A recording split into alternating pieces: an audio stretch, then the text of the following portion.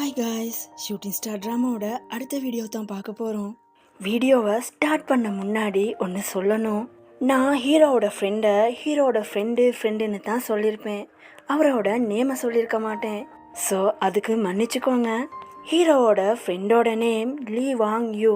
Name கொஞ்சம் லென்த்தாக இருக்கிறதால நான் லீன்னு கூப்பிடுறேன். இந்த வீடியோட ஸ்டார்டிங்லேயே ஹீரோவும் லாயர்கிட்ட போய் எப்போ பார்த்தாலும் ஒரு ரெட் கலர் கவர் என்ன தேடி வந்துக்கிட்டே இருக்கு.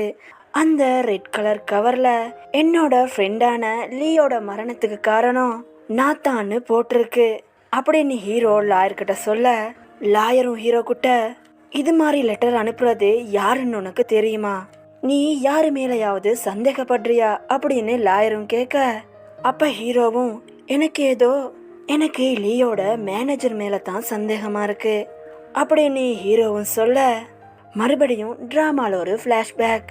ஹீரோ இந்த ஏஜென்சியில் ஜாயின் பண்ணுறதுக்கு முன்னாடியே ஹீரோவோட ஃப்ரெண்டான லீ இந்த ஸ்டாஃபோஸ் கம்பெனியில் ஜாயின் பண்ணியிருப்பான்.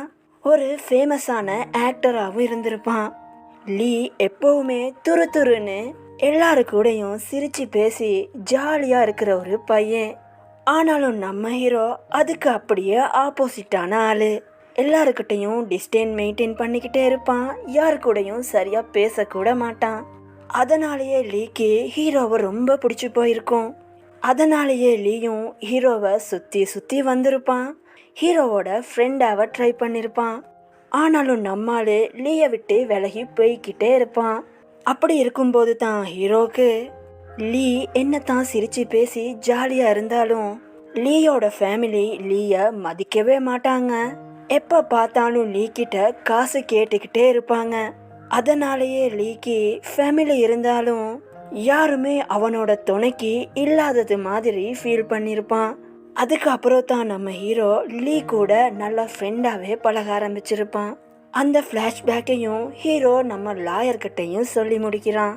இதை கேட்ட லாயரும், நீ சொல்றது சரிதான், ஆனாலும் இதுக்கு எல்லாத்துக்கும் காரணம் லீயோட மேனேஜர் தான்னு உனக்கு எப்படி தெரியும் அப்படின்னு லாயரும் கேட்க, ஹீரோவும் இல்லை நான் சிசிடிவியெல்லாம் செக் பண்ணி பார்த்தேன் அப்படின்னு சொல்ல, நீ தான் உன்னோட ஃப்ரெண்டோட மரணத்துக்கு காரணம்னு அந்த மேனேஜர் எதை வச்சு சொல்கிறான் அப்படின்னு லாயரும் கேட்க, அப்போ ஹீரோவும் நானும் என்னோட ஃப்ரெண்டு லீயும் ஒன்றா தான் இந்த ஆக்டிங் ஃபீல்டுக்குள்ளே வந்தோம்.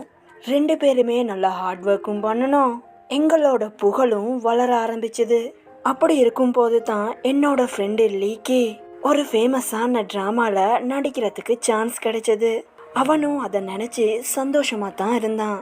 ஆனாலும் இந்த ஃபேன்ஸ் சும்மா இல்லாமல் அந்த ட்ராமாவில் லீ நடிக்கிறத விட டீசோங்கான நான் நடித்தா நல்லா இருக்கும்னு பேச ஆரம்பித்தாங்க. இதை கேட்ட லீக்கு அது எல்லாத்தையும் அக்செப்ட் பண்ணிக்கவே முடியலை. அதை நினச்சி அவன் ரொம்பவே ஃபீல் பண்ணினான்.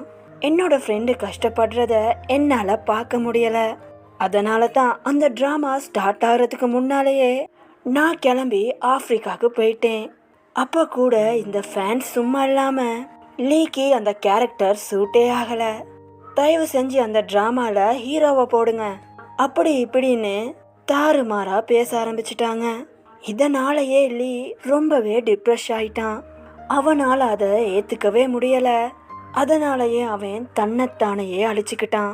என்னோட ஃப்ரெண்டு சூசைட் பண்ணி இறந்து போனதுக்கு அப்புறம் அந்த டைமில் நான் ஃப்ளைட்டில் ட்ராவல் பண்ணிக்கிட்டு இருந்தனால அவனோட ஃபியூனரலை கூட அட்டன் பண்ண முடியாமல் போணுச்சு.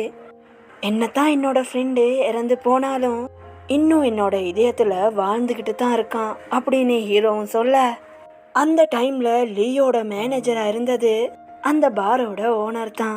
அவரும் லீ மேலே ரொம்பவே பாசமாக இருந்திருப்பாரு. அதனால தான் லீயோட மரணத்துக்கு காரணம் ஹீரோ தான்னு இன்னும் பாரோட ஓனர் சொல்லிக்கிட்டே இருக்காரு. கட் பண்ணி அடுத்த சீனில் ஆஃபீஸை காட்ட ஆஃபீஸ் ஸ்டாஃப் எல்லாருமே பிளாக் கலர் ட்ரெஸ்ஸில் வந்திருக்காங்க. ஏன்னா இன்னைக்கு தான் லீயோட நினைவு நாள். அந்த நாளும் அப்படியே போக நைட் டைமில் நம்ம ஹீரோயினும் அவங்களோட ஃப்ரெண்டான ரிப்போர்ட்டரும் மேனேஜர் பொண்ணும் வழக்கமாக போகிற பார்க்கு கிளம்பி போகிறாங்க. அங்கே மிஸ்டர் யாங்கும் இருக்க, மிஸ்டர் யாங் மேனேஜர் பொண்ணுக்கிட்ட பாசமாக பேசுகிறாரு. மேனேஜர் பொண்ணுக்கு தட்டியெல்லாம் கொடுக்குறாரு. மேனேஜர் பொண்ணும் வெக்கப்பட இத பார்த்த ஹீரோயினும் ரிப்போர்ட்டரும் உங்க 2 பேருக்குள்ள எப்படா பத்திக்கிச்சு சொல்லவே இல்ல. போதும்பா, உங்களோட காதல் மலைய கொஞ்சம் கண்ட்ரோல் பண்ணி வச்சுக்கோங்க. இங்க சுத்தி வர ரொம்ப ஆட்கள் இருக்காங்க. யாரு சரி பார்த்துட்டாங்கன்னா அவ்வளவுதான், உங்களோட நட்டு கலண்டுரும் அப்படின்னு ஹீரோயினும் சொல்ல, அப்ப யாங்கும் நீ சொன்னா சரியா தான் இருக்கும், நான் கிளம்புறேம்மா, என்னோட ஆளை பார்த்துக்கோ அப்படின்னு சொல்லிட்டு மிஸ்டர் யாங் போக மேனேஜர் பொண்ணும் மிஸ்டர் யாங்கவே ஆசையா பார்த்துக்கிட்டு இருக்காங்க.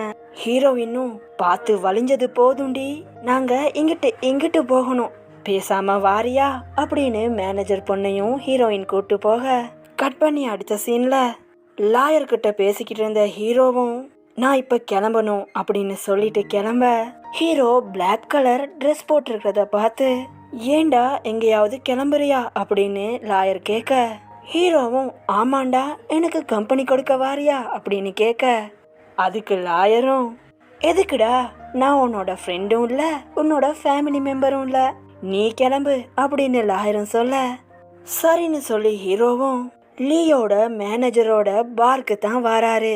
ஹீரோவும் உள்ள வர என்னாலெல்லாம் வர முடியாது அப்படின்னு சொன்ன லாயரும் ஹீரோ பின்னாடியே வர நம்ம லீயோட மேனேஜரும் ஹீரோவையும் லாயரையும் பார்க்குள்ள வெல்கமும் பண்றாரு.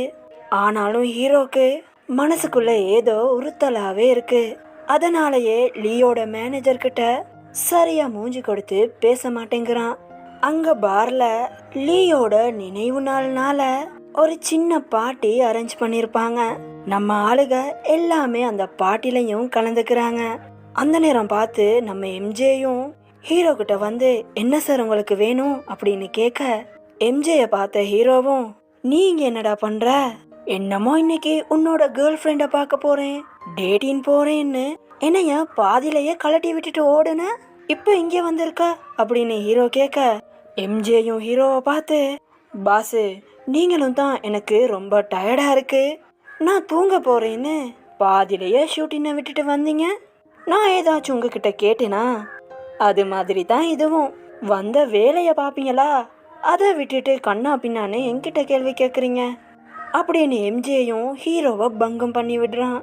அந்த நேரம் பார்த்து கம்பெனியோட பாஸும் அந்த இடத்துக்கு வர அவரோட ஆஃபீஸ் ஸ்டாஃப் எல்லாருமே பார்ல இருக்கிறத பார்த்துட்டு அட பாவிகளா, ஆஃபீஸ்க்கு மட்டும் நேரத்துக்கு டைமுக்கு வர மாட்டீங்க, பாட்டின்னா மட்டும் எனக்கு முன்னாடி வந்து ஒய்யாரமா உட்கார்ந்துருக்கீங்களா, இருங்கடா உங்களை கவனிச்சுக்கிறேன் அப்படின்னு பாஸும் நம்மளோட ஆட்களோட ஒன்று சேர்ந்துக்கிறாரு. அப்ப எல்லாரும் சேர்ந்து ஹீரோவோட ஃப்ரெண்டான லீயோட ஃபேவலையும் எல்லாரும் சேர்ந்து கொண்டாடுறாங்க. அப்படியே பாட்டியெல்லாம் முடிச்சுட்டு நம்ம ஹீரோவும் அந்த பாரோட ஓனர்கிட்ட போய் அந்த ரெட் கலர் கவரையும் கொடுத்து இந்த லெட்டர் அனுப்புனது நீ தான் எனக்கு நல்லாவே தெரியும். அப்ப அந்த பாரோட ஓனரும் ஆமாண்டா அந்த லெட்டர் அனுப்புனது நான் தான், உன்னால தாண்டா லீ வாங் யூவோட வாழ்க்கையே நாசமா போச்சு அப்படின்னு அந்த பாரோட ஓனரும் ஹீரோவை கண்ணா பின்னான்னு திட்ட ஆரம்பிக்கிறாரு. அப்ப நம்ம ஹீரோவும் உன்னோட மனசுல இருக்கிற காயம் எனக்கும் தெரியும், ஆனாலும் புரிஞ்சுக்கோ, எப்பயுமே என்னோட ஃப்ரெண்டுக்கு துரோகம் பண்ண நான் நினைச்சதே இல்லை, அதனால தான் அந்த ட்ராமா ஸ்டார்ட் ஆகுறதுக்கு முன்னாடியே நான் கிளம்பி ஆப்பிரிக்காவுக்கு போயிட்டேன். ஏன்னா அந்த ட்ராமால லீதா நடிக்கணும்னு நானும் ஆசைப்பட்டேன், ஆனா எல்லாமே கை மீறி போச்சு. லீ இப்படி ஒரு முடிவெடுப்பான்னு நான் கனவுல கூட நினைக்கல. ஏன் லீ கூட நீங்களும் தான் இருந்தீங்க, நீங்க கூட லீய தற்கொலை பண்ண விடாம தடுத்து இருக்கலாமே, ஏன் பண்ணல அப்படின்னு ஹீரோ பாரோட ஓனர் கிட்ட கேட்க அப்ப அந்த பாரோட ஓனரும் ஆமாண்டா நீ சொல்றது கரெக்ட் தான், லீயனா இந்த கம்பெனிக்குள்ள கூட்டு வராம இருந்திருந்தேன்னா இப்பயும் கூட லீ அவனோட வாழ்க்கைய சந்தோஷமா வாழ்ந்துகிட்டு தான் இருந்திருப்பான், நான் தான் தப்பு பண்ணிட்டேன் அப்படின்னு அந்த பாரோட ஓனரும் கவலைப்படுறாரு. அப்ப ஹீரோவும் எப்பயுமே லீ உங்களை ஒரு நல்ல அண்ணனா தான் பார்த்தான், அவன் வாழ்ந்தது கொஞ்ச நாளா இருக்கலாம், ஆனாலும் அவனோட வாழ்க்கையில சந்தோஷத்தை கொடுத்தது நீங்க தான், அத லீயே என்கிட்ட சொல்லியிருக்கான், லீ எப்பயுமே உங்களை வெறுக்க மாட்டான் அப்படின்னு பாரோட ஓனருக்கு ஆறுதல் சொல்றான் ஹீரோ. கட் பண்ணி அடுத்த சீன்ல ஹீரோயினுக்கு ஹீரோவை பத்தி தப்பான ரூமர் கிளப்புனது அந்த பாரோட ஓனர் தான் தெரிய வர ஹீரோயின் கிளம்பி நேரா பாரோட ஓனரைய பார்க்க போயிடுறாங்க. ஆனாலும் பார் மூடி இருக்கு. அந்த டைம்ல ஹீரோயினோட போனுக்கு பாரோட ஓனரும் நடந்த பிரச்சனைக எல்லாத்துக்கும் நான் தான் காரணம்னு உனக்கு தெரிய வந்திருக்கும். நான் செஞ்சது தப்பு தான், என்னோட தப்ப நான் உணர்ந்துட்டேன், தயவு செஞ்சு என்ன மன்னிச்சுக்கோ, மறுபடியும் நாம சந்திக்கலாம் அப்படின்னு அந்த பாரோட ஓனரும் ஹீரோயினுக்கு மெசேஜ் பண்ணிருப்பாரு. அந்த நேரம் பார்த்து ஹீரோயினுக்கு கால் பண்ற லாயரும் பாரோட ஓனர் தான் பண்ண தப்பு எல்லாத்தையும் ஒத்துக்கிட்டு போலீஸ் கிட்ட சரண்டர் ஆகிட்டாரு அப்படின்னு போன்ல சொல்றாரு.